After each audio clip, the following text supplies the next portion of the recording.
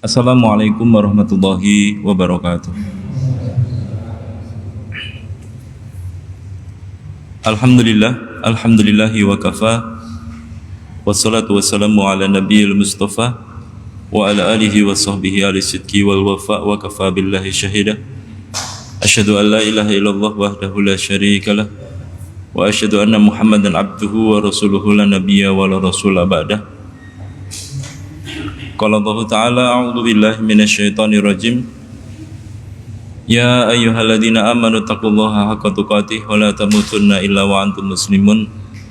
Wa qala nabiyyu sallallahu alaihi wasallam ittaqillaha haitsu makun wa atbi sayyi'atal hasanata tamhuha wa khaliqin nas bi khuluqin hasanin. Amma ba'd, rabbi shrah li sadri wa yassir li amri wahlul 'uqdatam min lisani yafqahu qawli. Bapak Ibu jamaah sholat maghrib Masjid Cokro Aminoto yang semoga Allah berkahi, dan para pendengar dimanapun berada yang semoga Allah limpahkan rahmat kepada kita semua. Pertama, kita bersyukur kepada Allah Subhanahu wa Ta'ala dengan mengucap alhamdulillahirabbil alamin. Di malam hari ini Allah kumpulkan kita, Allah pertemukan kita dalam keadaan sehat, dalam keadaan iman. Semoga niat kita untuk thalabul ilmi, niat kita untuk menambah kefahaman terhadap syariat Allah Subhanahu wa Ta'ala menjadi satu jalan kemudahan bagi kita semua untuk menuju jannahnya. Amin. Salawat dan salam senantiasa tercurah kepada junjungan kita Nabi besar Muhammad sallallahu alaihi wasallam, yang kita nantikan syafaatnya, kita ikuti sunnahnya, dan semoga kita semuanya termasuk menjadi orang-orang yang diakui kelak menjadi hamba-hamba Allah, ya, menjadi hamba-hambanya Allah Subhanahu wa Ta'ala. Di pertemuan yang lalu kita sudah menghafal satu doa, dan alhamdulillah sudah hafal semua. Saya kira ada yang belum hafal, saya kira sudah hafal. Saya berhusnudzon sudah hafal semua. Dan kemarin alhamdulillah ada satu bapak-bapak yang sudah biasa melantunkan doa ini dan sudah hafal. Pak siapa kemarin ya? Hadir enggak? Oh ya, Masya Allah.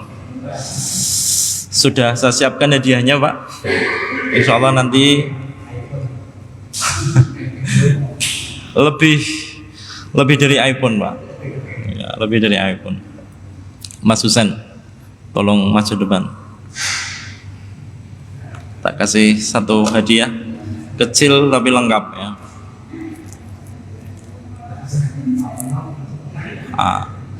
Tolong kasihkan Bapak.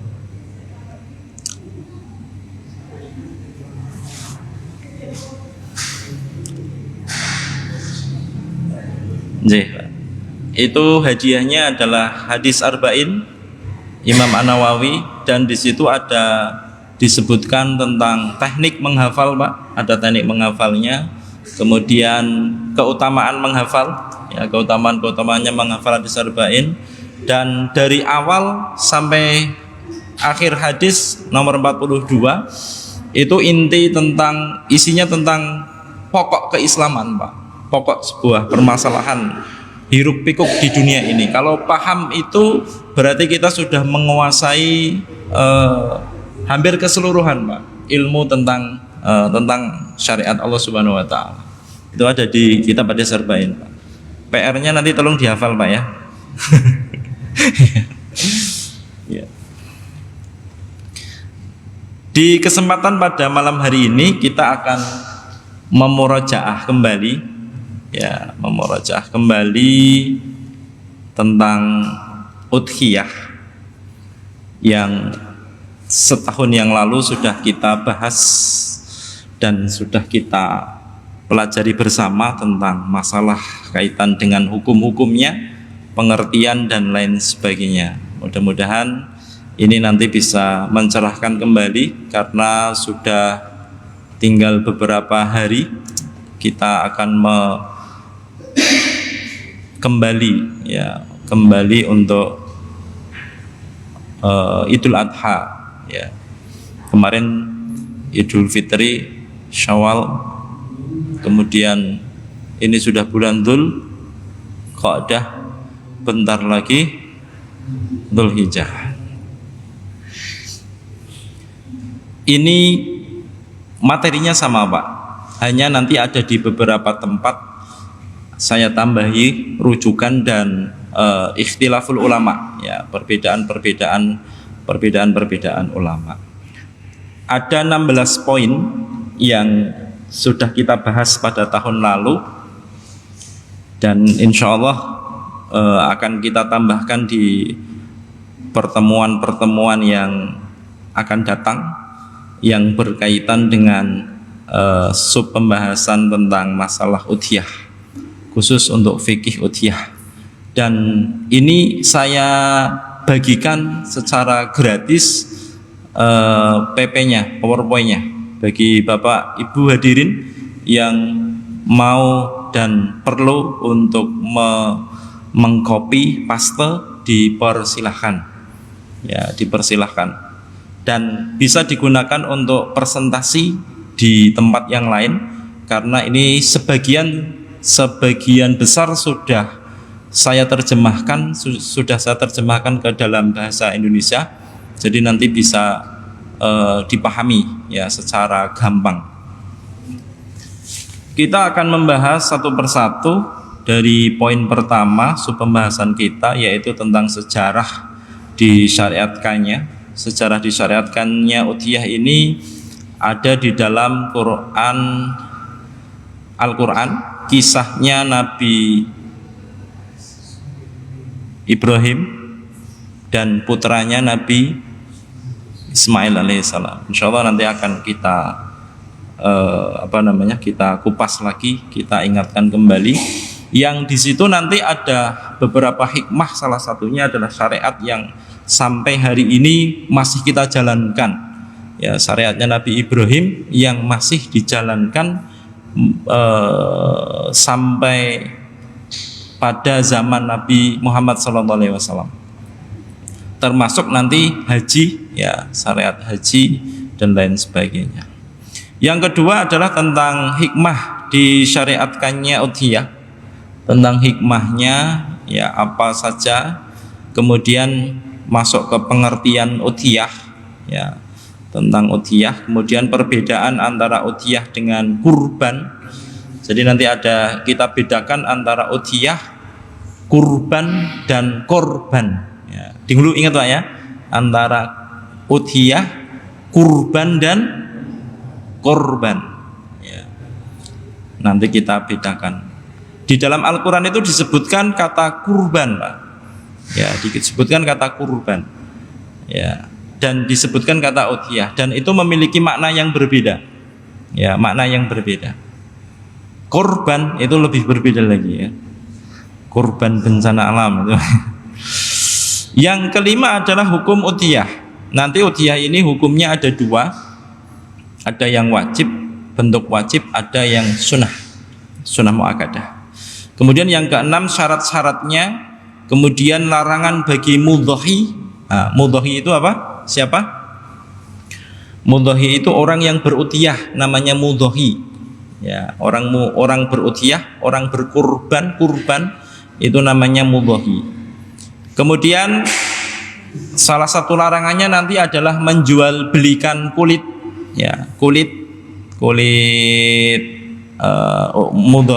udhiyah, ya, kulit kurban hewannya. Terus nanti ada solusi yang ketujuh, kedelapan ada solusi untuk kulit, ya, biasanya kulit, kepala, terus kaki-kaki itu nggak di ini Pak, ya, nggak diikutkan, ya. Kenapa? Saking banyaknya. Tapi kalau jenengan nanti masuk ke perkampungan Pak, saking sedikitnya bahkan kulitnya dirajang-rajang Pak, kulitnya dirajang-rajang, dipakai bakar itu, kemudian ikut dibagikan.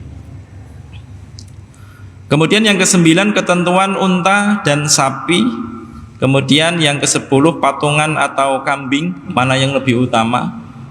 Apakah patungan sapi 7 orang atau mending kambing 1 gitu kan. Yang ke-11 tentang arisan kurban, ya, arisan kurban tahun yang lalu sudah pernah kita bahas. kemudian pemanfaatan hasil sembelihan, ya. Di beberapa tempat itu masih ada yang berpemahaman yang kemudian yang kurban tidak boleh makan dagingnya. Ya, di beberapa tempat kami temui itu ada pemahaman yang menyebutkan bahwa yang pengkurban bukan kurban wajib, bukan kurban nazar, itu kurban sunnah, tetapi tidak diperkenankan dan tidak diperbolehkan untuk mengambil daging udhiyahnya. Di beberapa tempat masih ada yang seperti itu. Kemudian udhiyah atas nama orang yang sudah meninggal dunia, ya, udhiyah atas nama orang yang sudah meninggal dunia, nanti ada beberapa pendapat, ya. Kemudian patungan kurban sekolah, ya, patungan kurban sekolah. Kemudian yang ke-15 keutamaan tanggal 1 sampai 10 Dzulhijjah. Kemudian yang ke-16 hadis-hadis maudhu, hadis maudhu seputar Dzulhijjah. Apa itu maudhu? Maudhu, hadis maudhu adalah hadis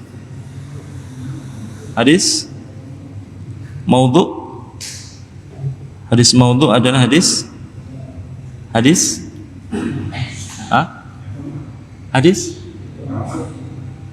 apa? Palsu. Hadis maudhu artinya hadis palsu. Ada hadis dhaif, ada hadis hasan, ada hadis sahih, ada hadis mutawatir. Nanti ini ada di dalam usulul hadis. Ada satu kitab judulnya usulul hadis. Nah, itu nanti menjelaskan tentang hadis, ya, tentang matan, rawi dan lain sebagainya. Sedikit nanti Bapak Ibu hadirin kalau sudah mengcopy ini, mengcopy PowerPoint ini, tinggal arahkan ini kursornya, apa ini namanya, panah ini Pak ya, panahnya misalkan kita pingin solusi untuk kulit, nah, tinggal diarahkan ke panah ini Pak, terus nah, nanti langsung masuk ke solusi untuk kulit. Kalau pingin kembali solusi untuk kulit ini tinggal diarahkan ke pojok, ya, ke pojok, ke gambar rumah ini. Kalau kita pingin arisan kurban misalkan kayak apa, tinggal klik ke sini Pak. Nah, nanti muncul arisan kurban. Nah, kalau pingin kembali, ya tinggal arahkan ke rumah ini. Nah, nanti kembali ke sini.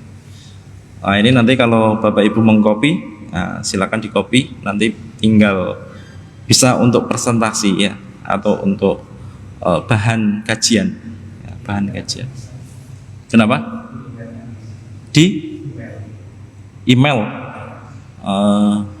pakai flash disk saja Pak. Kalau di email butuh waktu panjang. Di website ada. Di website ada. Di website sudah di ya, di share ya. Bisa di copy kan? Bisa di download ya. Di website sudah ada Pak. Apa nama websitenya? Yayasan Miftahul Saadah. www.yayasanmiftahulsaadah.com. Nah, itu di situ nanti ada semua, kecuali yang tidak ada ya.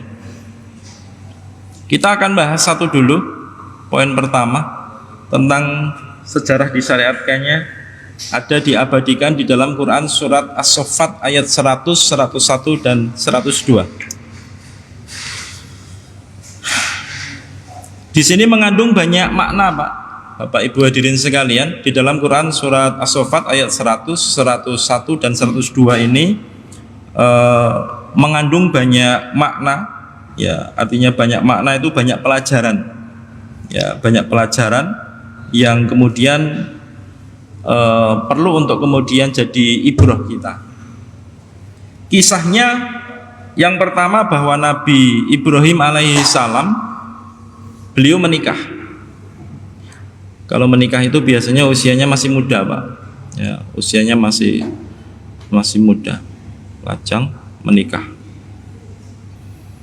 Saat kemudian beliau sudah menikah, qabiltu nikahaha wa tazwijaha li nafsi bimahrin madhkurin halan. Masih ingat Pak? Beberapa puluh tahun yang lalu ya, qabiltu nikahaha wa tazwijaha li nafsi bimahrin madhkurin halan. Nah, kalau lupa diulang lagi Pak ya. Diulang lagi dengan wanita yang berbeda. Ya, saat kemudian Nabi Ibrahim alaihissalam sudah menghalalkan seorang wanita, seorang gadis, ya, maka doa yang kemudian panjatkan oleh beliau itu adalah Rabbi habli minas sholihin. Ayat pertama Pak, ayat 100. Ya, Rabbi habli minas sholihin. Rabbi, ya Rabbku, habli, karuniakanlah kepadaku min dari as-sholihin, anak-anak yang sholih. Dan ini sesuai dengan maqasidun nikah yang diterangkan oleh Imam Al-Ghazali di dalam Ihya Ulumuddin. Ya, di dalam kitab Ihya Ulumuddin itu dijelaskan di situ yang pertama tujuan dari pernikahan itu adalah al-waladu as-sholih. Ya, adalah anak yang sholih sholihah. Ini tujuan pertamanya disebutkan oleh Imam Al-Ghazali.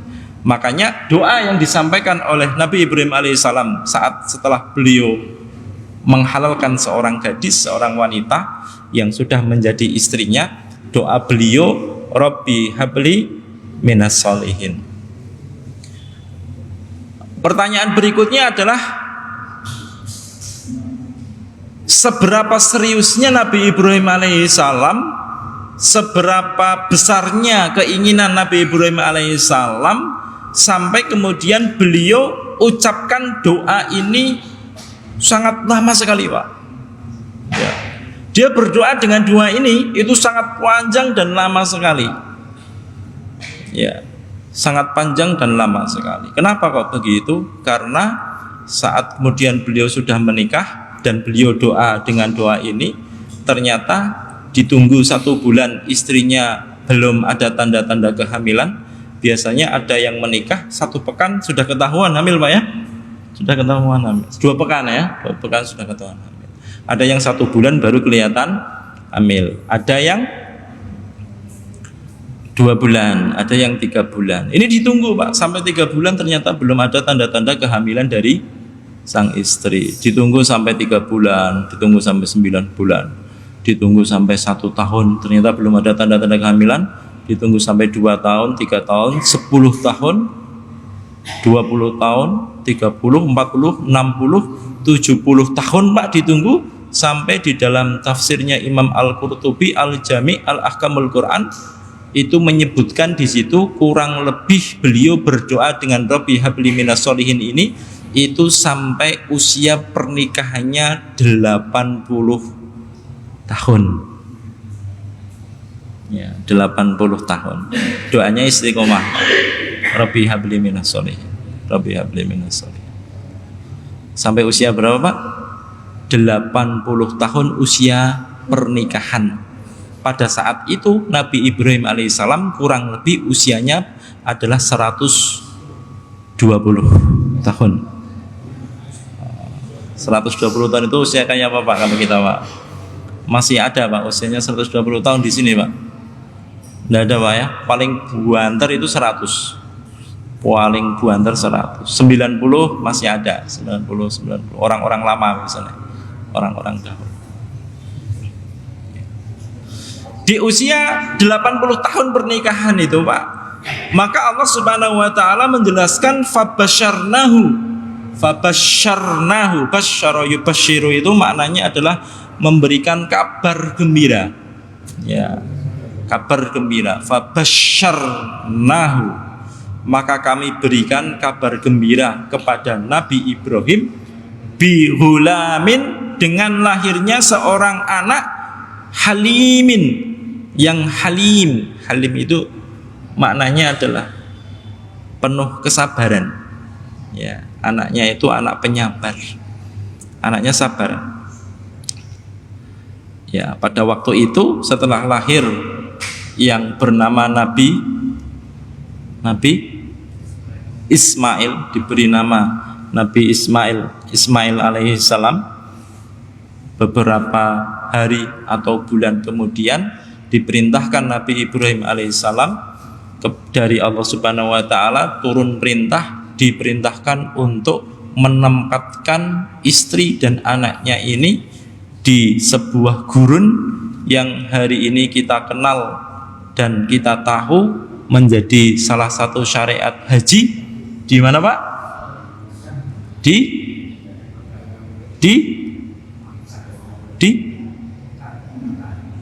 Mekah. Ya. Berarti perjalanan beliau untuk ngantar istrinya dari Palestina ke Mekah butuh beberapa hari jalan kaki pada waktu itu, ditempatkan di sana. Kemudian istrinya cuma bertanya gini, Pak, wahai ayah, wahai suamiku, ini kamu tempatkan kami di sini itu idenya kamu atau perintahnya Allah gitu. Pertanyaan cuma gitu aja, Pak, kurang lebih, Pak. Ini kamu tempatkan kami di tempat yang tandus, tidak ada tanaman, tidak ada air, ini perintahnya kamu atau perintahnya Allah? Idenya kamu atau idenya Allah? Gitu. Kata Nabi Ibrahim, ini adalah perintahnya Allah Subhanahu wa taala. Habis itu istrinya tidak berkata-kata lagi, Pak. Ya sudah. Maknanya apa? Bahwa istrinya ini bukan istri sembarangan, Pak. Bukan istri kita. Bukan istri-istri kita, walaupun ada istri-istri kita sebagian mampu seperti itu. Loh, bayangkan, Pak, ditempatkan di satu tempat yang tidak ada air, tidak ada pepohonan. Ya, tidak ada air, tidak ada pepohonan. Ini kalau model istri kita, Pak, kira-kira apa yang akan dikatakan istri kita, Pak? Dasar suami tidak bertanggung jawab. Iya kan? Dasar suami tidak bertanggung jawab. Ya. Sudah menikahi, sudah punya anak, sudah menghamili, ya, punya anak, tahu-tahu ditinggal pergi. Dan istri kita ini mungkin, Pak, kalau model-model sekarang, ya, curiga, Pak, jangan-jangan ini mau nikah lagi gitu, Pak. Iya. Tapi istri Nabi Ibrahim ini enggak, Pak, masya Allah, Pak. Ya, Nabi Ibrahim pulang kembali itu dia enggak curiga begitu. Jangan-jangan nanti nikah lagi di sana gitu. Enggak. Ya, dia pasrah aja di situ. Ya. Sampai kemudian anaknya nangis karena kehausan, ASINya berhenti. Ya, kehausan, ASINya berhenti karena kurang asupan minuman dan makanan. Sampai kemudian istrinya kemudian mutar-mutar di situ, di bukit itu, yang kemudian kita kalau haji nanti diperintahkan juga untuk lari-lari kecil lah ya, di antara bukit apa namanya? Iya, Safa dan Marwah, ya, keliling situ, dan akhirnya muncullah di situ air yang diberkahi sampai detik ini, Pak. Ya, dari zamannya Nabi Ibrahim tadi, yaitu air Zam-Zam, yang tidak ada air yang di muka bumi ini yang lebih baik daripada air Zam-Zam. Siapapun yang berangkat haji maupun berangkat umroh, yang dicari oleh pertama kali adalah bukan roti, betul ya? Bukan apa lagi? Bukan sarungnya, bukan yang lainnya, tetapi air Zam-Zam, ya. Air Zam-Zam. Betapa bahagianya kita jika ternyata dikasih secangkir kecil air Zam-Zam ini, Pak. Ya, sampai kita saking bahagianya kita minum, kita berdoa, Pak. Ya, kita berdoa ini mau minta kesembuhan, mau minta apa itu, dengan air ini kemudian kita berdoa di situ, kemudian diminum walaupun satu tegukan, itu rasanya sudah senang banget, Pak. Ya, itu saking berkahnya luar biasa, masya Allah. Ya. Sampai kemudian beberapa tahun, Pak. Ya, artinya bahwa beberapa tahun ini istri, anak, dan ayah itu tidak berinteraksi. Waktu itu belum ada HP, belum bisa video call, belum bisa WA-an, ya. sebelum pindah Facebookan Pak, tidak ketemu berarti Pak. Tidak ketemu sampai beberapa tahun. Sampai kemudian Allah terangkan falamma balagha ma'ahu sa'ya. Sampai kemudian anak itu tumbuh dewasa. Nah, anak mulai tumbuh dewasa itu anak yang bisa diajak bicara, diskusi, bisa diajak untuk bekerja, bisa diajak untuk ngobrol. Itu kurang lebih anak usia kelas 6 atau kelas 1, kelas 2 SMP. Ya, kelas 1 SMP itu udah bisa diajak diskusi. Kelas 6 aja udah bisa diajak diskusi, Pak. Ya, ini baik, ini buruk, diskusi begitu. Anak kelas 6 udah bisa diajak untuk diskusi. Ya. Kemudian Nabi Ibrahim alaihissalam diperintahkan untuk menemui kembali istri dan anaknya yang sudah ditinggalkan. Pada waktu itu sore hari, ya, pada waktu itu sore hari, matahari berada di sebelah barat, dan datanglah Nabi Ibrahim alaihissalam. Pada waktu itu terlihat bayangannya, Pak. Ya, bayangannya tinggi besar itu kan, kena sinar matahari sana, terlihat, oh itu siapa? Nah itu kan. Akhirnya istri dan anaknya noleh ke belakang, dan ketika saat noleh ke belakang tadi, tahulah bahwa itu adalah suami dari istrinya atau bapak dari anaknya. Pada waktu itu di padang Arafah, ya, di padang Arafah. Dan pada waktu itu Pak, Nabi Ibrahim, istri dan anaknya mabit di situ. Ya, mabit di situ, bermalam di situ. Ya, bermalam di situ. Maka orang-orang yang haji pada waktu nantinya itu di mana? Di Musdalifah, ya, di Musdalifah yang nginep di situ. Ya, nginep di situ. Nah, ketika nginep tadi Pak, baru ketemu sama anak dan istrinya. Kemudian Nabi Ibrahim alaihissalam mengatakan kepada anaknya di pagi hari, qala ya bunaya ini arafil manami ini atbahuka fangdur madza tara. Baru ketemu itu Pak. Ya, baru ketemu setelah beberapa tahun. Ternyata Nabi Ibrahim mimpi, Pak. Mimpinya adalah nyembelih putra tercintanya. Ya. Dan Nabi Ibrahim alaihissalam, Nabi Ismail alaihissalam itu paham betul bahwa mimpi seorang nabi dan rasul adalah wahyu. Ya, saat itu mimpi pertama kali, oh mungkin ini dari setan. Kita berusaha berhusnudzon sama setan, Pak. Ya, tapi ternyata terulang kembali mimpinya itu dengan mimpi yang sama. Sampai ketiga kali baru kemudian dia yakin, setelah dia yakin rembugan Pak sama anaknya. Ya, bermusyawarah dengan putranya tadi yang usia kelas 6 atau kelas 1 atau SMP lah. Ya, dia mengatakan ya bunaya ini arafil manam, saya mimpi lagi sampai 3 kali berturut-turut. Pertama saya sudah suudzon sama setan, ini dari setan, tapi ternyata ya ini mimpinya betul-betul dari Allah Subhanahu wa taala. Anni atbahuka fangdur madza tara. Saya mimpi adalah mimpi untuk nyembelih kamu. Wahai anakku tercinta, bagaimana menurut pendapatmu? Ingat Pak, perintahnya Allah ditanyakan kepada putranya, dan putranya ya dia akan diberikan kesempatan untuk berpikir. Ya, fangdur madza tara. Bagaimana menurut pendapatmu? Kira-kira kalau misalkan itu adalah anak kita, Pak. Dan ini tidak ada, Pak, ya.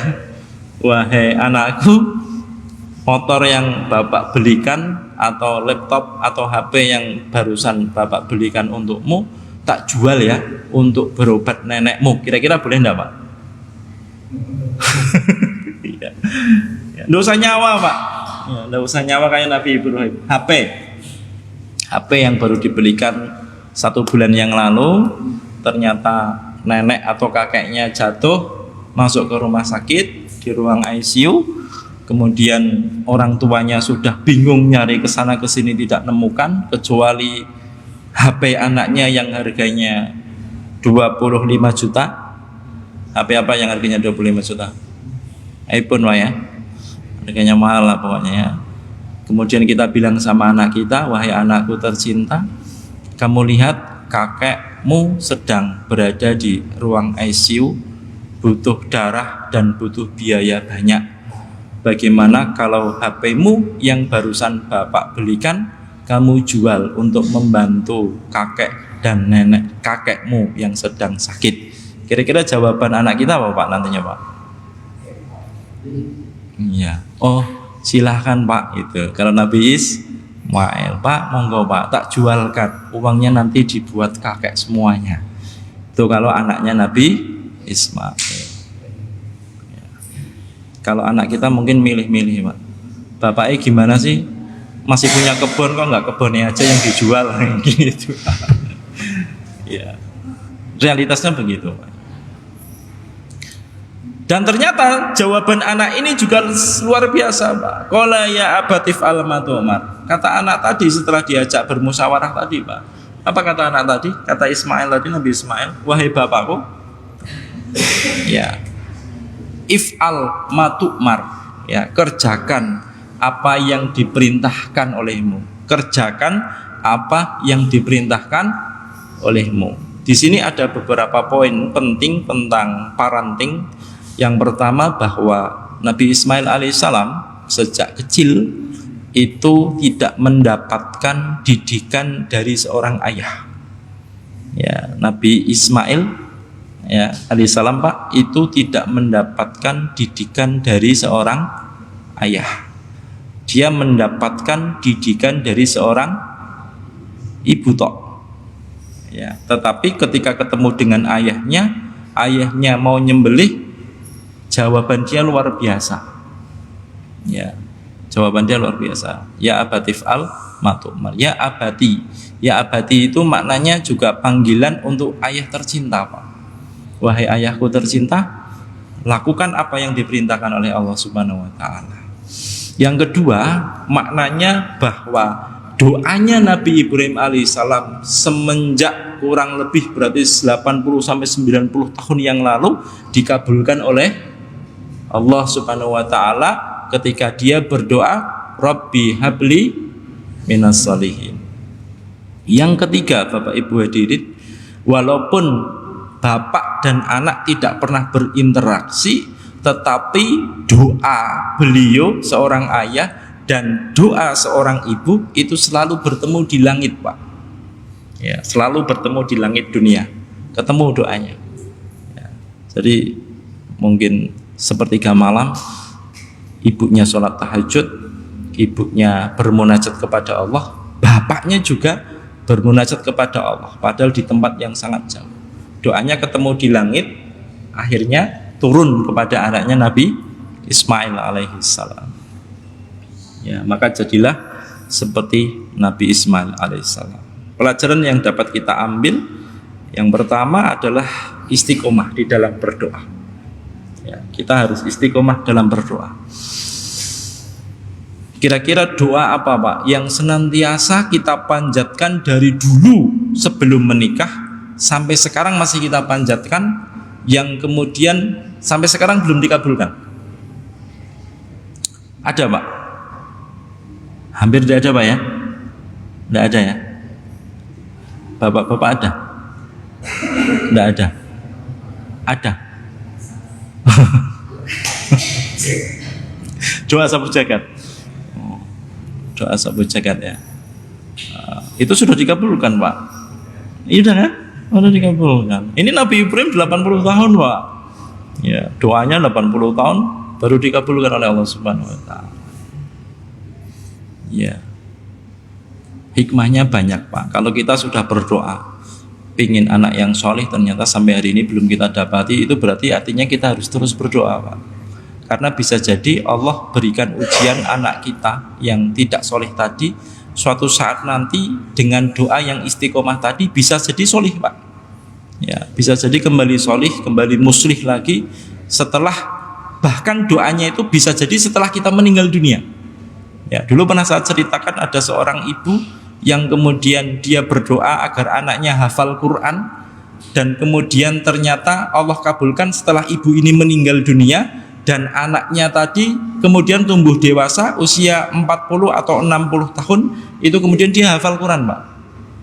Ya, itu berkat doa ibu yang kemudian ibunya sudah meninggal beberapa tahun yang lalu. Ya, dulu pernah saya kisahkan tentang kisah itu. Jadi berdoa ini Bapak Ibu hadirin, selain kita harus memenuhi syarat-syaratnya, kita juga harus istiqomah di dalam berdoa. Yang kedua adalah kesolehan kedua orang tua. Ya, kesolehan kedua orang tua ini bisa jadi menjadi jalan kebaikan untuk anak keturunannya, Pak. Ini disebutkan di dalam Quran surat Al-Kahfi ayat 82. Wa kana abuhuma sholihan. Dulu pernah saya bahas ya, makna dari wa kana abuhuma sholihan. Dulu kedua orang tuanya adalah orang tua yang sholih, ya, yang sholih-sholihah. Makanya di dalam tafsir Imam Al-Qurtubi dan di dalam tafsirnya Imam Ibnu Katsir itu di situ dijelaskan innallaha yahfadzus sholiha fi nafsihi wa waladihi wa in kanu ba'du anhu. Wa fi riwayatin innallaha yahfadzus sholiha fi sab'atin min dzurriyyatihi. Ya, Allah itu menjaga orang-orang sholih dan keturunannya, walaupun keturunannya itu jauh. Ya, keturunannya jauh, Pak, mungkin jauh pokoknya. Dalam riwayat yang lain disebutkan innallaha yahfadzu sholiha fi sab'atin min dzurriyyatihi.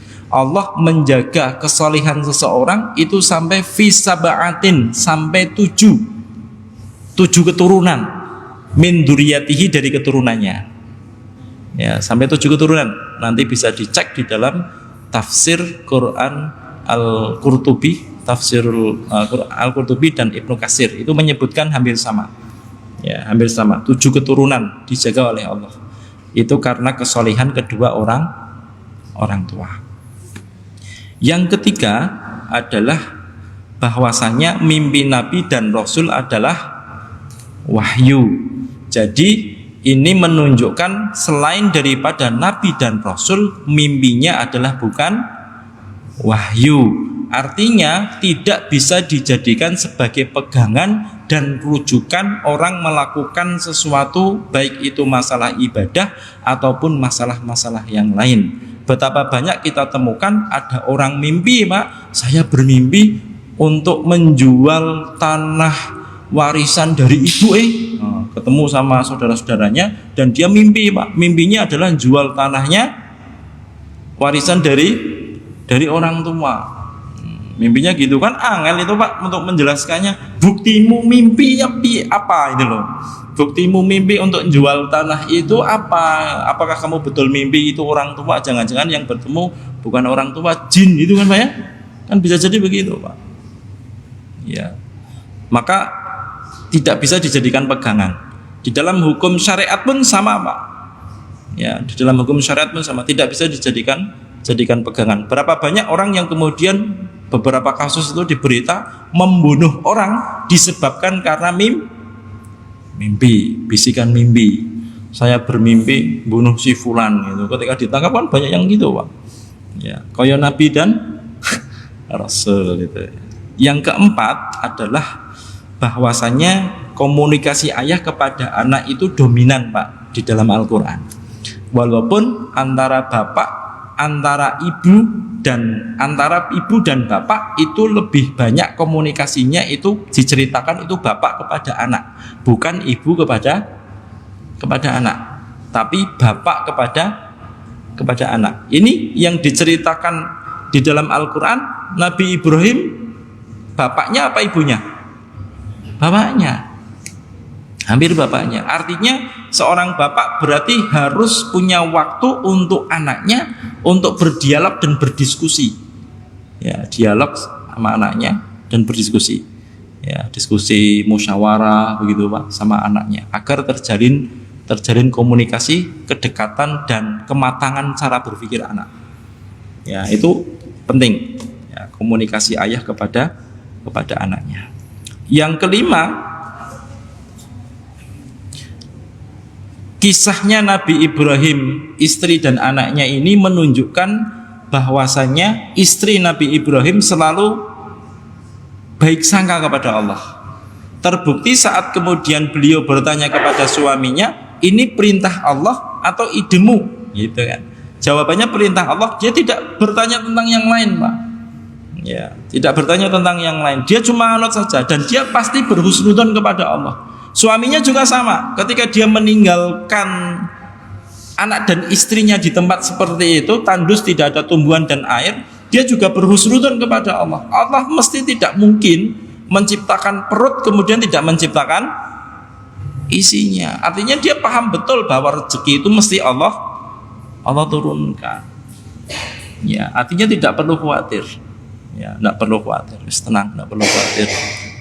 Jadi kekhawatiran itu muncul karena gangguan dan bisikan setan. Ya, takut, ketakutan. Nanti kalau tidak bisa makan gimana?